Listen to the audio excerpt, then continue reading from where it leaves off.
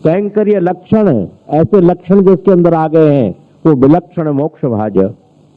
मोक्ष तो हर दुनिया कर लेती है, ज्ञानी भी कर लेता है, योगी योग के द्वारा कर लेता है, ज्ञानी ज्ञान के द्वारा कर लेता है, वेद पाठों से कर लेता है, अनेकानेक प्रकार से मोक्ष प्राप्त हो जाती है। पर विलक्षण मोक्ष भाज, विलक्षण मोक्ष केवल कैंकर्य भाव से जो आप लोग कर रहे हैं, भगवान के लिए बैठे उसी का तो कैंकर्य कर रहे हैं, और कर क्या रहे हैं, अर्थात उनकी सेवा स्मरण करने पर ही विलक्षण मोक्ष होती है, ऐसा भाष्यकार भगवान का कहना है। कैंकर्य लक्षण विलक्षण मोक्ष भाज। अब ये प्रश्न उठता है विलक्षण क्या है? विलक्षण मोक्ष उसे कहते हैं कि न तद्भास्यते सूर्यो न शशांको न पावकः यद गत्वा निवर्तन्ते तद्धामः परमं ममः। अर्जुन, वो मेरा परम धाम है, परम दिव्य लोक है, और उसी का नाम विलक्षण है, जहाँ प्रवेश होने के बाद निवेश नहीं होता। और ये जीव जब चाहे, जब मोक्ष स्वयं मोक्ष बंधन में नहीं बनता, आकर के आनंद लेकर चला जाता है, उस दिव्य लोक की प्राप्ति वो विलक्षण मोक्ष है। उस विलक्षण मोक्ष की प्राप्ति के लिए हमारा कैंकर्य ही प्रधान है, हमारा भाव ही प्रधान है, हमारा प्यार ही प्रधान है।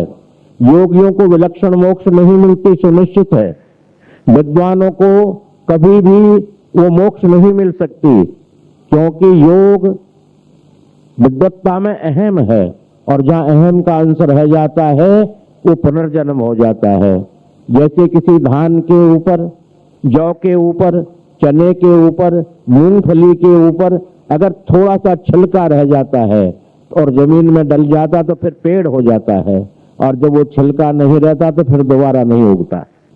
पतला सा छिलका होता है मूंगफली का, छिलके को हटाकर डाल दीजिए नहीं उगेगी, और छिलके समेत डाल दीजिए उग जाएगी। अहम रूपी छिलका हम लोगों के अंदर रह जाता है, इसलिए पूर्ण मोक्ष को प्राप्त नहीं हो पाते। और ये प्यार में वो छिलका भी समाप्त हो जाता है, ये सुधी नहीं रहती। बहन बेटियों से पूछो, उनको ये भी सुध नहीं कि बच्चों को सुला कर आई हूँ, या खिला कर आई हूँ, या रोटी घर में बना कर आई हूँ, या व्यवस्था करके आई हूँ, ऐसा बिल्कुल पता नहीं। इसी का नाम विलक्षण मोक्ष है। इसमें अहम खत्म हो गया कि मुझे ये करना है, मुझे अमुक जगह जाना है, वो मैं खत्म हो गया, और मैं खत्म होते ही ये स्वर्णाक्षरों में भगवान के चरणार बिंदों में ये घड़ियां हमारी लिखित में आ गई। ये सत्य है, इसी का नाम विलक्षण मोक्ष है। इसी को भागवत जन कहते हैं, इसी को भगवत भक्ति कहते हैं, इसी को परम आनंद कहते हैं, इसी को दिव्य मोक्ष परम गति कहते हैं, जो हम कर रहे हैं। सनक सनंदन सनातन सनत कुमार चारों ऋषियों की परम मोक्ष